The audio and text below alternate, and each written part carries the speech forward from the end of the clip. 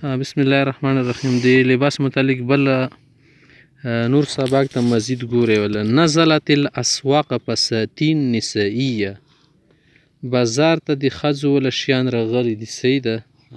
بتصمیم شبه عاریه، د شی ته سټایلونه دي او الساکات دي ورکې هغه غونې چې کې خښېږي ورپورې څه ته به یې کره منډېتوب سره نږدې دي. په عین المراقبون منها، دینه ځان ساتونکي یا د دینه حفاظت کوونکي چې ته لیډیز فراک وتیل شي ښه که نه، فساتین نساییه خپل لباس ته داسې لوندې چهیي که نه پوسه بدن غایبه دي پرې صرف نمو پرې څي د هغه ورکې ډېر جوتېږي. صحیح ده. لم تعرض مثل هذه الفساتین الا بعد ان وجدت ما يطلبه من الزبائن، د شی ته لیډیز فراک نه و مخکې لیډیز فراک خو چې څوک یې طلب کوي بیا خې راوړي که نه ګاهک وغیره. صحیح ده. دوکاندار خو بیا ورته ناست یا دې ته نه ګوري چې څه جایز دي څه نه دي جایز.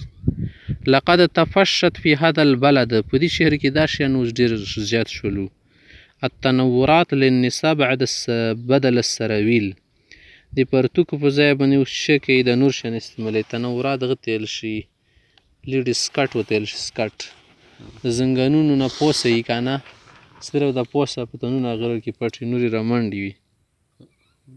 ان كان الامر قد توقف على هذا الحد، کوم میلادي حد ته ودرېدله فقد هانه، نو بیا خو ډېره لاندې لاړه ده. ولكن انظر الى بعض السراويل الضيقه التي لا ادري كيف ترتديها النساء، ځنه تنګې پرتوکې وګوره چې ښځې دا څنګه استعمالوي.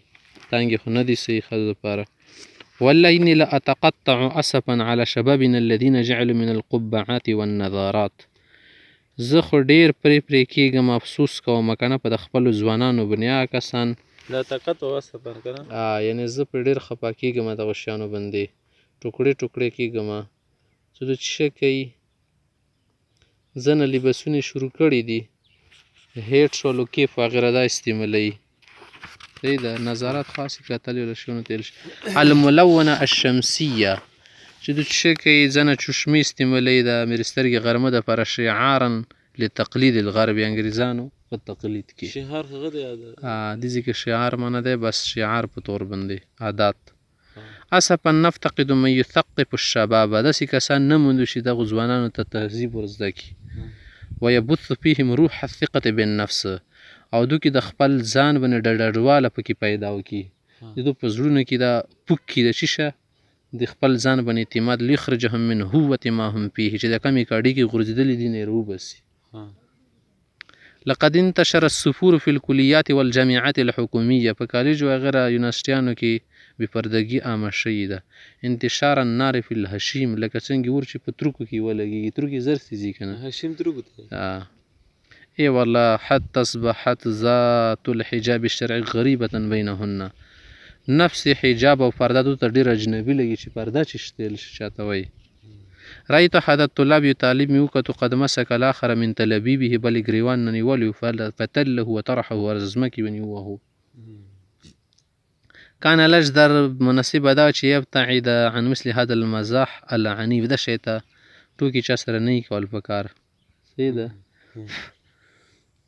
خذ البرنس المطریه، دغه برنس واله باران سره سړی ونه بچ کېږي که نه کوټونه څه دي.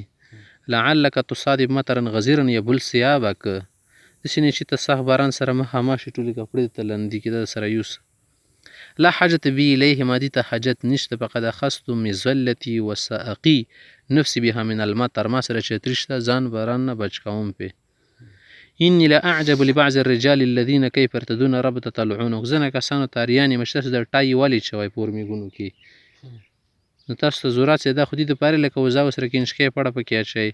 لعل هؤلاء تأثر بالاستشراک، کېدای شي دا استشراک شوي دي که نه مستشرکینو نه مستغربینو نه غربیینو نه غربي تهذیب نه متاثره شوي دي. او انهم لا يرون فيها باس، یا خو داسې لګي چې څه ګناه یې نه شمري.